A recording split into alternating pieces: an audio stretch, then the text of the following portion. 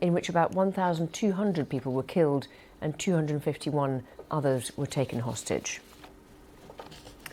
On with me is Saeed Shehata from BBC Arabic. So a lot to talk about this morning. So Marco Rubio's visit, first of all, to Israel. Before leaving, he said he was not happy about the strike, but it was not going to change the nature of the relationship with Israel. So what can we expect from this meeting? Mr. Rubio is expected to give assurances for Israel that the United States is on the side of Israel, at the same time trying to convince Israel not to attack Qatar again, because Qatar is a strong ally for United States. So because on 22nd of September there will be General Assembly meeting recognizing, some countries will recognize a Palestinian state, including the UK, France and other countries. So the United States tries to, through this visit, to give support to Israel, because Israel is facing isolation on the international arena from even some Western countries, including UK, France and other countries. In addition to that, they will discuss the future about the defeating Hamas, because defeating Hamas is a joint goal between the United States and Israel. In addition to that, the release or return of hostages, how we return of hostages, reviving the talks, because Qatar, one of the main mediators, so striking Qatar, put question mark and made a blow for the efforts to reach a deal. So how can they revive the talks?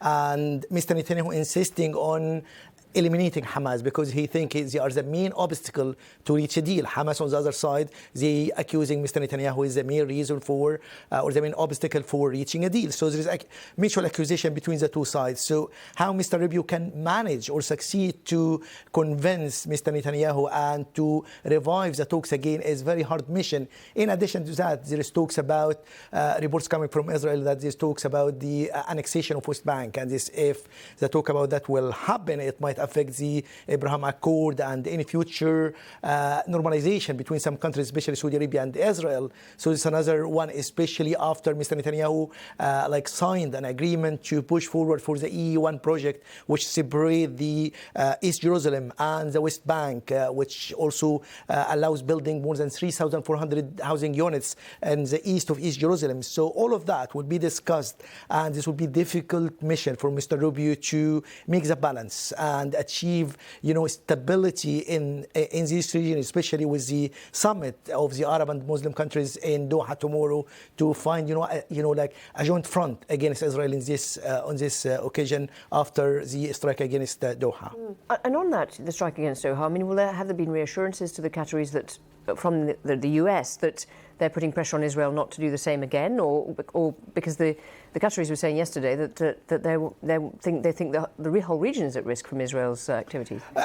From the United States point of view, Mr. Trump, the American President Donald Trump, said he gave assurance to Qatar it will not happen again, and also Mr. Rubio and other American officials. They met with the Qatari Prime Minister Mohammed bin Abdulrahman Al Thani in New York, and with Steve Witkoff, Mr. Rubio, the Vice President Vance, and the American President, two different meetings, and they showed, according to the Qatari Prime Minister, the appreciation of the role of Qatar to reach a deal. In addition to that, there is American base in Qatar. In addition to that, there is Qatar pledged to invest $1.2 trillion in America. So all of that put, pressure on Israel not to do it again. However, Mr. Netanyahu said defeating Hamas is the only way to return hostages and eliminating the leaders of Hamas.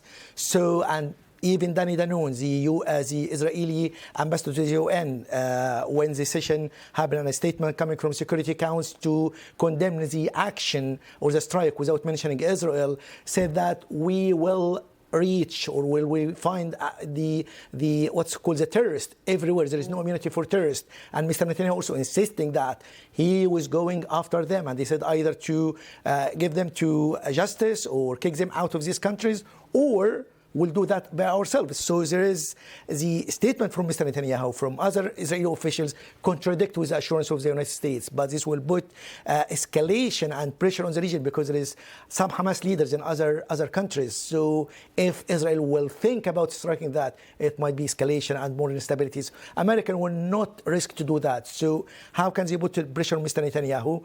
Also, the demonstrators in Israel, the families of hostages and their supporters, calling for Mr. Netanyahu to reach a deal, and what he's doing is risking the hostage in Gaza.